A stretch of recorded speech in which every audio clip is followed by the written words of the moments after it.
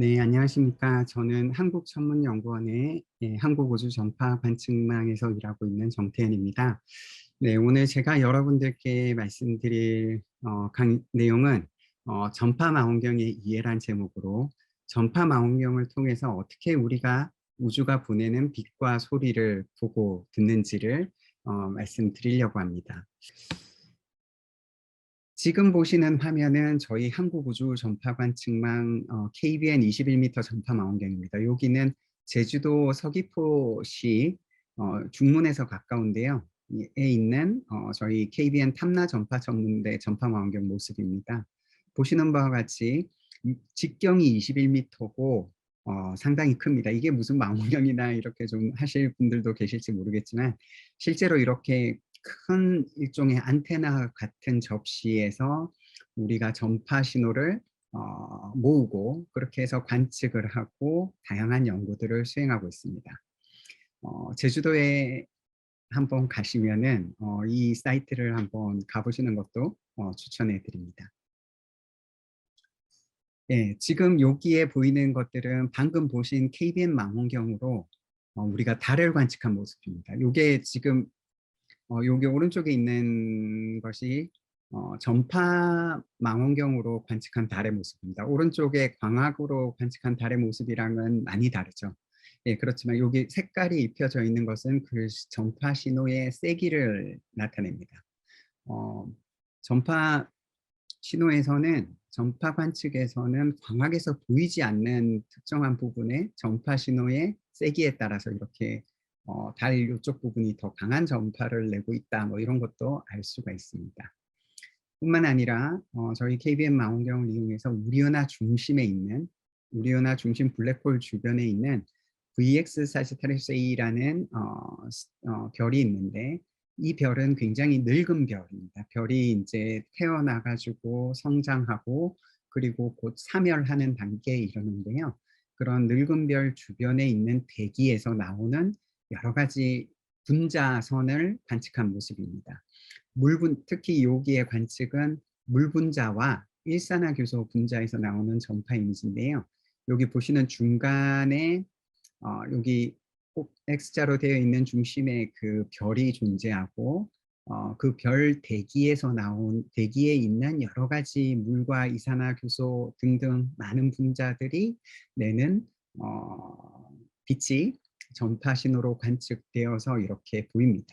그래서 우리가 별에서 빛을 발산함으로써 어떻게 별에 있는 에너지가 우주 공간으로 퍼져나가고 그러한 에너지 생성, 발생 메커니즘들을 연구하고 있습니다.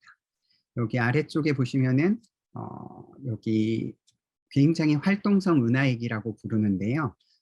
매우 강력한 블랙홀이 중심에 있고 그 블랙홀 주변에서 빠르게 회전하는 물질들이 만들어내는 물질들이 점점 블랙홀로 빨려 들어가기도 하고 그다음에 그 블랙홀 양쪽으로 이렇게 강력한 제트 분출류가 나오고 있습니다. 이러한 것들이 우리가 지금 알고 있는 일반적인 활동성 은하핵, 블랙홀 주변에서 일어나고 있는 굉장히 액티브한 현상들인데요. 이러한 것을 KBM 망원경으로 관측을 해보면 22GHz, 43GHz, 86GHz, 129GHz, 즉 파장으로 따지면 13mm에서 7mm, 3mm, 2mm 파장에 해당되는 전파 신호를 관측한 영상을 가지고 블랙홀 주변에서 제트가 어떻게 이제 뻗어나가는지 이런 것들을 확인할 수가 있습니다. 실제로 지금 TV가 우리 가정에서 이렇게 전파 신호를 통해 가지고 전달되는 과정을 보면 방송국에서 이런 이제 TV 카메라로 영상 신호를 만들고 그 영상 신호가 송신 안테나를 통해서 전파로 쏘아지고 그것을 우리가 TV에서 이렇게 영상으로 이제 확인할 수가 있습니다. 이러한 과정이 사실상 전파 천문학도 똑같습니다. 전파 망원경도. 우주에 있는 전파 신호를 내는 영상 천체에서 전파 신호가 나오고 그 나온 전파 신호가 우리가 전파 안테나 혹은 전파 망원경이라고 하는 이런 접시 같은 디시에서 모여져서 영상으로 자료 처리를 해서 영상으로 분석하면 이런 이미지를 볼 수가 있는 겁니다. 기본적으로 전파를 TV로 보는 거나 우리 위성 안테나에서 보는 TV나 크게 다르지 않습니다. 지금 보시는 화면은 우리 눈으로 보는 밤하늘의 모습입니다. 눈으로 보는 이제 가시광 영역이 되겠는데요. 육안으로 볼 수 있는 밤하늘의 별들은 대부분 다 여기 점들로 찍혀 있는 것들은 낮별들이고, 실제로 별의 밝기에 따라서 색깔들이 다르게 보입니다. 여기 보이는 좀 붉은 별은 상대적으로 온도가 좀 더 낮은 별이고, 여기 보이는 푸른 별은 상대적으로 온도가 높은 별입니다. 만약에 우리 눈이 이렇게 가시광 영역, 광학빛을 보는 것이 아니라 전파 영역을 볼 수 있다고 한다면 밤하늘이 어떻게 보일지 한번 생각해 볼 수 있겠습니다. 이렇게 보입니다. 이것은 미국 그린뱅크 전문대 주변에 있는 밤하늘을 4.5GHz 파장으로 보면 6cm 정도 되는 전파 파장으로 관측한 하늘입니다. 여기 보면 마치 광학 하늘처럼 이렇게 점광으로 되어 있는 것들도 있고 별처럼, 그 다음에 은하처럼 마치 좀 뭔가 이렇게 흔적들도 있는 것이 있습니다. 과연 이것이 별이나 은하일까요? 네, 그렇지 않습니다. 실제로 전파에서 보이는, 여기에 보이는 대부분의 별처럼 보이는 천체들은 실제로는 아주 밝은 전파 은하들입니다. 즉 납별이 아니라 굉장히 큰 전파 은하들이고, 여기에 보이는 것처럼 마치 구름처럼 이렇게 보이는 흔적들은 수소가 이온화된 구름이거나 초신성, 별이 폭발하고 남은 이런 잔해들이 전파에서는 이렇게 크게 보입니다. 상당히 다르게 보인다는 것을 우리가 알 수가 있습니다. 실제로 보대 은하라고 알려져 있는 M81의 광학 은하입니다. 광학 이미지입니다. 여기에 M81이 있고 그 위에 M82라고 하는 또 은하가 있습니다. 여기는 NGC 3077이라는 은하가 있는데요. 이렇게 광학에서는 은하들이 이렇게 이런 모습으로 이제 보입니다. 근데 만약에 이 똑같은 영역을 전파 망원경으로 관측하게 되면 어떻게 보이는지를 보면 이렇게 보입니다. 지금 오른쪽에 있는 이미지는 21cm 중성 수소 관측을 한 영상입니다. 전파 망원경으로 관측한 영상입니다.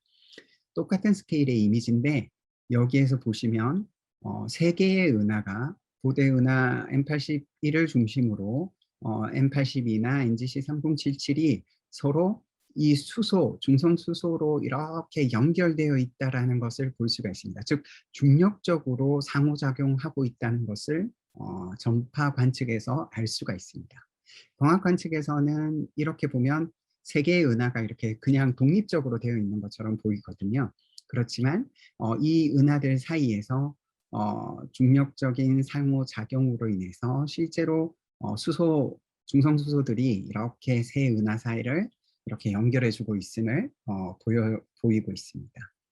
하나 특징적인 부분은 광학에서는 굉장히 은하의 중심 팽대부가 밝게 빛나지만 전파에서는 오히려 어둡게 보이는 것을 알 수가 있고, 더 나선팔이나 이런 쪽이 훨씬 더 돋보이는 것을 알 수가 있습니다.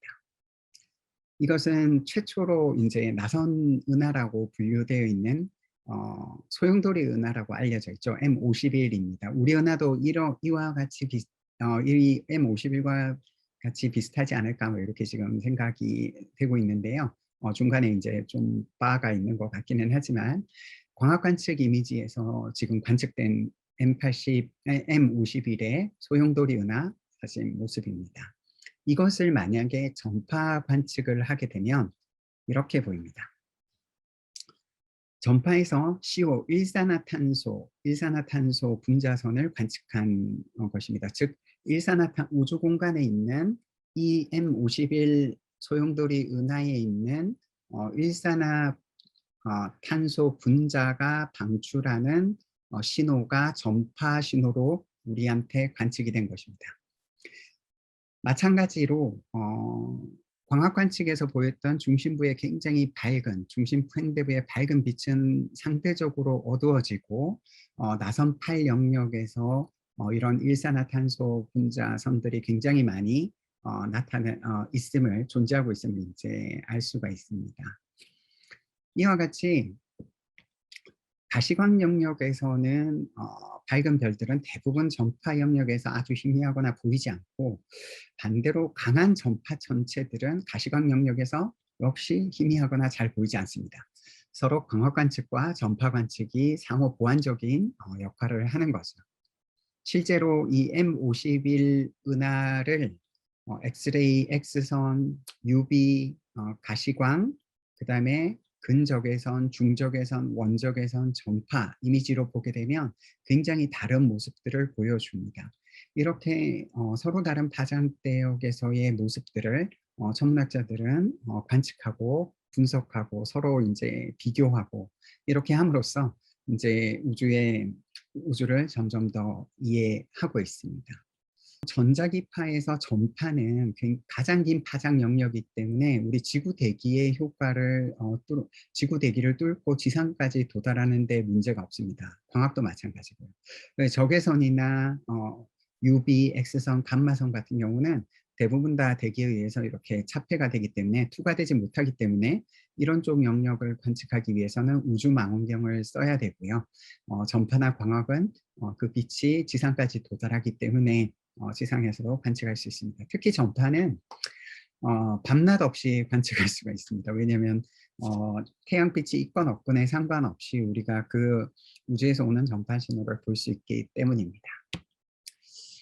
우주 전파를 발생시키는 5가지 메커니즘에 대해서 간략하게 말씀드리겠습니다. 실제로 이러한 이제 5가지 메커니즘에 의해서 발생된 전파를 천문학자들은 전파 망원경을 이용해서 관측하고 그것을 분석해서 관련 연구를 하고 있습니다. 첫 번째로 원자천인데요. 예, 좀 어려운 내용이 있기 때문에 간단하게 원리만 알고 넘어가시면 되겠습니다. 각 원자 핵 주위를 돌고 있는 전자가 있는데 그 전자가 가지는 에너지 준위가 있습니다. 그 각각의 에너지 준위에서 에너지가 상대적으로 높은 준위에서 낮은 준위로 떨어지면서 실제로 그 남는 에너지가 에너지의 차이에 해당되는 만큼의 전파에 해당되는 만큼의 이제 빛이 방출하게 됩니다. 그런 것들을 이제 계산을 통해서 어떤 파장의 빛이 광학인지 전파인지 이런 것들을 계산할 수가 있습니다. 실제로 아까 보셨던 이제 수소 원자의 21cm 복사의 경우에는 21cm 전파로 이제 나오는 거죠. 수소 원자는 아시다시피 여기 이제 양성자와 전자 한 개를 이제 갖고 있는데요. 실제로 요게 스핀을 가지고 있습니다. 이렇게 가지고 있는 스핀이 2개의 양성자와 전자 스핀이 서로가 같은 방향일 수도 있고 반대일 방향일 때도 있는데 이 2개의 스핀 방향에 따른 에너지 차이가 존재합니다. 그만큼의 차이에 의해서 그 차이에 해당되는 빛이 바로 21cm 수소 원자선으로 이제 나오게 되는 것입니다. 즉 수소 21cm 복사로 나오게 되는데요. 이러한 21cm 파장에 해당되는 주파수로 말하면 1.4GHz가 됩니다. 이러한 빛을 관측을 하게 되면 관측 주파수 1.4GHz의 21cm 중소선을 관측을 하게 되면 이런 아까 보신 이런 이미지를 얻을 수가 있고 천문학자들은 이런 이미지를 분석해서 이러한 수소 구름이 우주 공간에 있는 이런 수소 구름의 속도라든지 회전 속도 그 다음에 이것의 분포를 통해서 어떻게 이제 상호작용하는지 그리고 이런 중성수소가 분포하는 물질 양들을 측정을 해서 여기에 얼마나 많은 가스들이 있는지 그런 가스들이 또 모이게 되면 별을 또 탄생시키고 이러한 이제 역할들을 하는 것이거든요. 이런 연구들을 할 수가 있습니다. 두 번째로 이제 아까 보신 이제 분자 천이가 있는데요. 말 그대로 분자. 이것은 이제 일산화탄소 분자죠. 탄소 원자가 있고 여기에 이제 산소 원자가 결합되어서 이런 분자 천이는 회전 에너지와 진동 에너지를 가지고 있습니다. 이런 분자가 각각 회전하고 진동하면서 발생되는 에너지 차이에 따라 그 차이에 해당되는 전파 신호가 이제 발생되는데요. 예를 들어서 아까 보셨던 일산화탄소 회전천이는 115GHz, 뭐 파장으로 따지면은 한 3mm, 뭐 2, 3mm 정도가 됩니다. 그리고 회전천이 뭐 230GHz 이런 경우에는 한 1mm 정도가 되겠죠. 예, 이런 이제 파장에 해당되는 빛을 전파 파장의 빛을 발생시키게 됩니다. 아까 보셨던 게 일산화탄소 분자 이런 식으로 빛이 나오는 거죠. 이만큼의 이제 일산화탄소 분자들이 존재하고 있는 거죠. 실제로 우주 공간에는 굉장히 다양한 분자들이 존재합니다. 이런 분자들에 대한 전파 관측을 통해서 차갑고 밀도 있는 물질들에 대한 여러 가지 정보들을 얻을 수가 있습니다. 세 번째로 자유자유 방출, 브렘스트롬이라고 이제 하는데요. 실제로 이것은 이온화된 가스나 플라즈마, 굉장히 뜨거운 영역입니다. 이런 별 탄생이나 이런 지역에 있는 굉장히 뜨거운 영역에서 이온화된 가스나 플라즈마 주변에서 움직이는 전자들이 대전 입자에 의해서 점점 가속되면서 이렇게 방향이 이렇게 꺾이면서 나오는 방출선을 이제 자유자유 방출이라고 하는데요. 이것은 아까 말씀드린 대로 별탄생 영역이나 활동성 은하의 블랙홀 주변에서 굉장히 에너제틱한 현상 주변에서 발생을 합니다. 그리고 싱크로트론 복사라고 있는데요. 예, 이것도 좀 어렵기는 한데 굉장히 강한 자기장이 있고 우주 공간에도 자기장이 있거든요. 우리 은하 중심에도 있고 우리 지구 주변에도 자기장이 있어서 오로라 현상이나 여러 가지 이제 천문 현상들을 볼 수가 있는데요. 강한 자기장 주변에서 전자들이 굉장히 빛의 속도로 상대론적 속도라는 것이 바로 빛의 속도로 움직이는 전자라는 뜻입니다. 움직이면서 이렇게 빛을 내는데요. 이런 것을 이제 싱크로트론 복사라고 합니다. 제가 아까 말씀드렸던 블랙홀 주변에서 강력한 Z 분출류가 이런 빛에 해당되고 이런 것들을 전파 망원경으로 관측을 해서 우리가 여러 가지 블랙홀이나 굉장히 큰 에너지들이 우주 공간에서 어떻게 이제 역할을 하는지를 이해할 수가 있습니다. 이것도 아까 처음에 보여드렸던 KBN으로 관측한 이제 일산화 규소랑 물 분자에 관한 이제 메이저 선인데요. 메이저라는 현상이 있습니다. 이게 어떤 분자들이 높은 에너지 레벨에 있다가 동시에 확 같이 떨어지면서 메이저 신호가 점점 증폭되는 현상이 있습니다. 마치 레이저 쏘는 것처럼 사실은 이제 메이저라는 것이 레이저의 역작용이거든요. 예, 레이저와 비슷한 원리를 가진 이제 우주 전파로 우주에 있는 분자들이 한꺼번에 높은 에너지 레벨에서 낮은 에너지 레벨로 떨어지면서 신호가 확 증폭이 되면서 나타나는 현상입니다.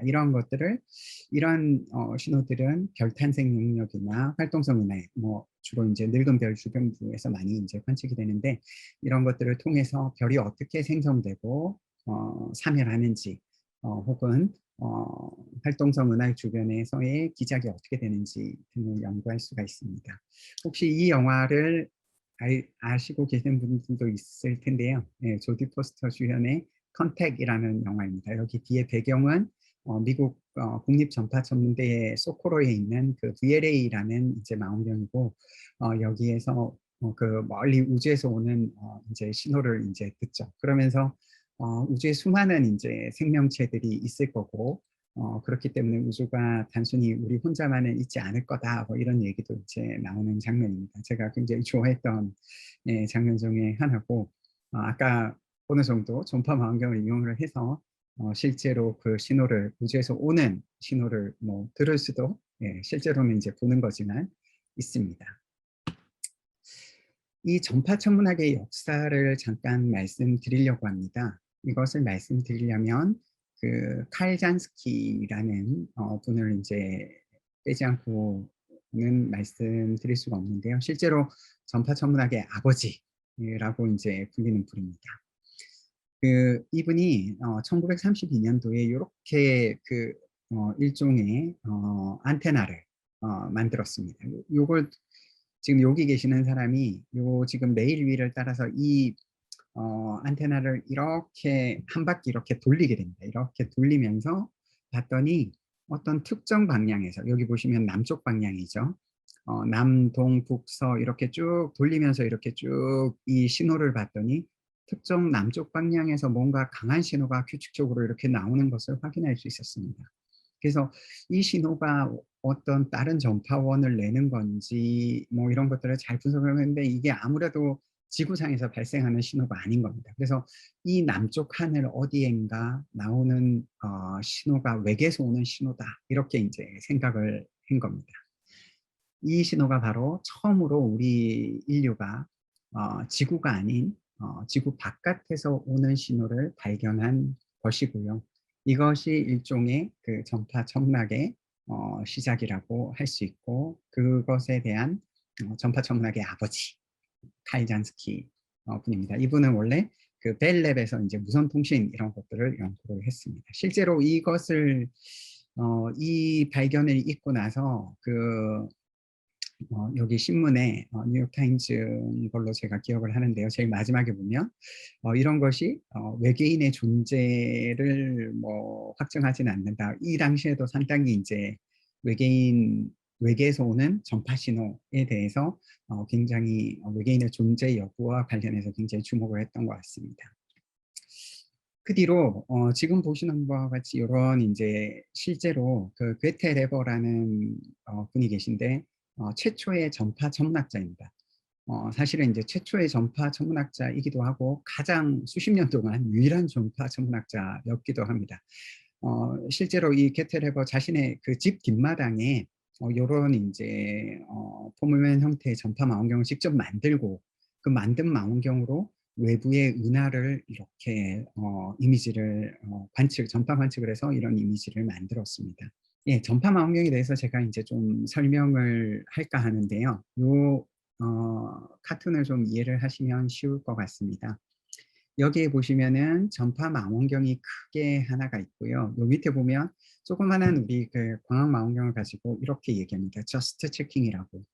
이 두 개 사이의 관계를 조금 알면은 전파 망원경과 광학 망원경도 조금 더 잘 이해할 수 있을 것 같습니다. 기본적으로 망원경이라고 하는 것이 원리는 똑같습니다. 망원경의 중요한 두 가지 기능은 직광력과 분해능입니다. 직광이라고 하는 것은 빛을 모으는 것이고요. 분해능이라고 하는 것은 멀리 있는 빛을 구분을 할 수 있는 능력, 즉 멀리 떨어져 있는 두 물체를 어떻게 잘 볼 수 있냐, 뭐 이런 것입니다. 망원경이 크면 클수록 빛도 많이 모을 수 있고, 그 다음에 분해능도 좋아집니다. 여기에 보시면은 광학 망원경과 전파 망원경이 있습니다. 보시는 것 같이 구조적으로 그냥 보면 똑같습니다. 그 광학 망원경은 천체에서 오는 광학 파장, 즉 가시광 파장에 해당되는 신호를 직광해서 이 초점면, CCD면에 모으죠. 그러면 그 CCD에 생긴 상을 우리가 분석해서 아까 보신 여러 가지 이제 다양한 광학 관측 이미지들을 만들어냅니다. 전파 망원경도 똑같습니다. 천체에서 나오는 전파 신호를 전파 망원경으로 직광시키고 그 하나의 초점에 이제 모으게 되는데요. 그렇게 모은 신호를 우리가 영상화 작업을 거치면은 아까 보신 여러 가지 전파 이미지들이 생성이 됩니다. 이와 같이 기본적으로 망원경이라고 하는 것이 직광력과 분해능이라는 두 성능을 이제 구현하기 위해서 이제 고안된 장치이고, 그 장치가 어떤 파장에 따라서 이제 어떤 파장을 관측하느냐에 따라서 광학 망원경과 전파 망원경, 그 외에도 이제 다른 망원경들로 나누어집니다. 실제로 전파 망원경 시스템은 보시는 바와 같이 이제 전파 신호가 이런 전파 망원경의 패널, 안테나에서 이제 반사가 되어서, 주로 이제 알루미늄 패널인데요. 이런 것들이 반사가 되어서 하나의 초점면에 이렇게 상을 모으게 됩니다. 집광을 시키게 되는 것이죠. 이 집광을 시키는데 아까 광학 망원경 같은 경우는 CCD를 썼다면 전파 망원경은 수신기를 씁니다. 요것이 지금 보이는 것이 수신기고요. 실제로 요 여기에 보시면 이렇게 혼이 있는데요. 지금 요 그림에 있는 혼입니다. 이러한 혼이 바로 그 수신이 되는 CCD의 하나의 픽셀 정도에 해당된다라고 생각을 하시면 됩니다. 전파 신호가 세면 요 혼에서 굉장히 밝게 사실은 이제 전파 신호는 이런 볼테이지로 표현이 될 텐데요. 신호의 세기가 굉장히 높게 측정이 됩니다. 그래서 이 혼에서 전파 신호가 검출이 되고 그 검출된 전파 신호를 우리가 보통은 지금은 이제 디지털화 시킵니다. 그래서 디지털화 시켜가지고 많이 이제 그 실제로 이제 전파 파장이 되는 일렉트로마그네틱 웨이브를 전자기파를 컴퓨터 신호로 이제 바꾸는 거죠. 그런 신호를 바꿔서 이런 기록 장치에 저장을 합니다. 그런 장치를 우리가 주파수에 따라서 이렇게 신호의 세기를 이렇게 분석해 보면 여기 보시는 일산화규소 아까 KBM 망원경으로 관측한 여기에 보이는 거는 물 분자의 세기로 이렇게 세기로 이렇게 이제 표시가 될 수가 있습니다. 이런 세기들을 쭉 해당 영역에 대해서 전파 망원경으로 쭉 이렇게 매핑을 해 나가면 아까 보셨던 여러 가지 전파 망원경과 전파 신호와 뭐 광학 신호와 비교한다든지 그쪽에서 물질들이 분자들이 어떻게 분포했는지 혹은 원자들이 어떻게 분포하는지 등을 알 수가 있습니다. 실제로 이게 KBN 21m 전파 망원경인데요. 제가 여기에 구경 10cm짜리 광학 망원경을 하나 뒀습니다. 이것은 21m짜리 직경 21m 전파 망원경이고요. 구경 10cm짜리 광학 망원경입니다. 두 개의 분해능이 어디가 더 클까요? 놀랍게도 여기 10cm 크기의 광학 망원경이 21m 직경을 갖는 전파 망원경보다 분해능이 100배 이상 더 큽니다. 그 이유는 바로 망원경의 분해능이라고 하는 것은 실제로 그 관측하는 빛의 파장을 망원경의 크기, 직경으로 이제 나눈 함수라고 이제 생각하시면 되겠는데요. 이렇게 되기 때문에 실제로 이 값이 작으면 작을수록 망원경이 훨씬 더 세밀한 구조를 볼 수가 있게 되는 것입니다.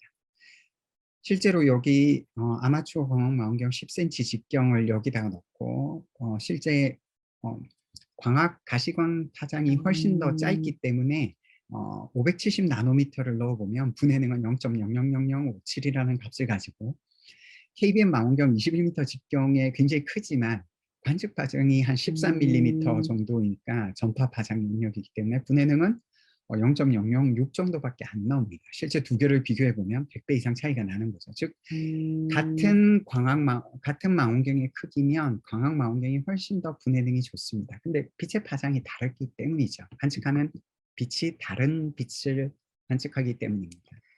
아까 말씀드렸다시피 전파 망원경의 크기가 클수록 분해능이 좋다고 했는데 전파 망원경은 이제 기본적으로 전파 파장을 관측하기 때문에 그 분해능이 제약될 수밖에 없습니다. 실제로.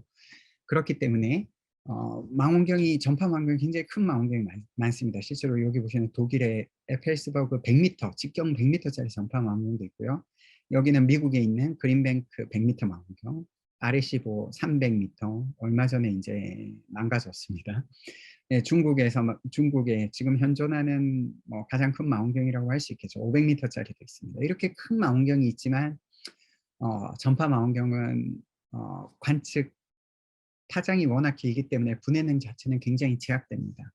무조건 그렇다고 큰 망원경을 만들 수도 없습니다. 다양한 크기와 모양을 갖는 전파 망원경들이 있는데 전파 망원경들이 기본적으로 긴 파장을 관측하기 때문에 생기는 분해능의 제약을 극복하기 위해서 새로운 시스템을 개발했고 그것이 바로 전파 간섭계라는 것입니다. KBN이 이러한 전파 간섭계의 일종인데요. 굉장히 작은 망원경을 하나의 망원경은 21m짜리 망원경인데 KBN은 여기 서울, 울산, 제주에 이렇게 3개에 위치하고 있습니다. 이렇게 작은 망원경을 멀리 떨어뜨려 놓고요. 이 망원경을 통해서 같은 전체를 동시에 관측하는 기술입니다. 이게 바로 전파 간섭기인데요. 그렇게 하면 망원경 하나는 21m지만 마치 한반도 우리나라 남한의 크기에 해당되는 한 500km에 해당되는 가상의 큰 망원경을 구현할 수 있습니다.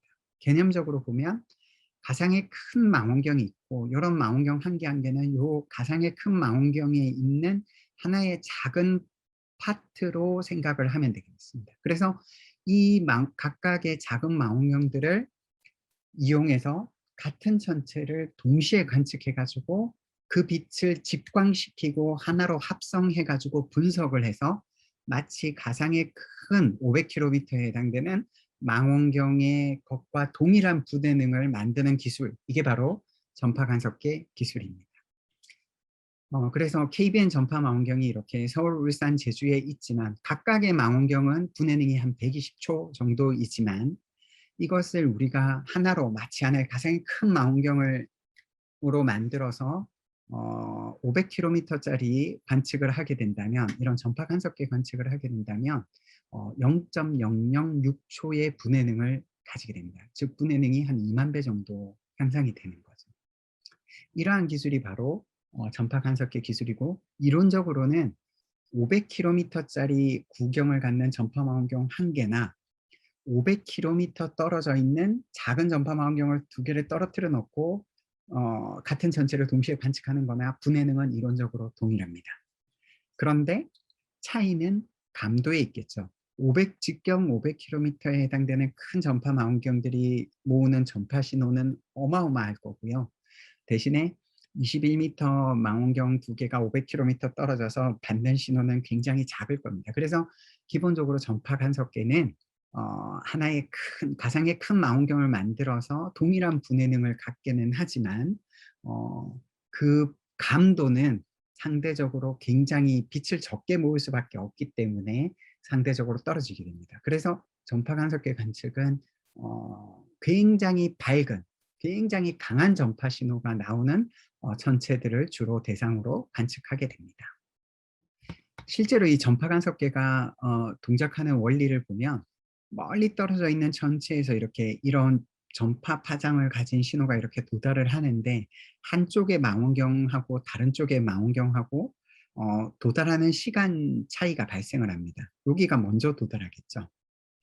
그러면은 같은 신호가 요만큼의 빛의 속도로 움직이니까 요만큼의 시간 지연이 된 다음에 도착을 하게 되는데, 이러한 것을 다 기록을 했다가 요 시간만큼을 보상을 해줘 가지고 하나의 신호로 합성을 하게 됩니다. 이 망원경 위치에 따라, 지구상의 위치에 따라서 시간 지연량이 다르고 그 다른 지연량을 각각을 다 측정을 해 가지고 보상을 해 가지고 가상의 큰 망원경을 구현하는 것이 바로 전파 간섭계입니다. 실제로 요 지연량이 한 1초라면은 빛의 속도인 30만 킬로가 차이 난다는 얘기겠죠. 보통은 수 나노세컨드, 수 마이크로세컨드 요렇게 됩니다. 수백 킬로일 때는 1 밀리세컨드, 한 300킬로 떨어져 있으면 그 정도 차이가 나겠죠.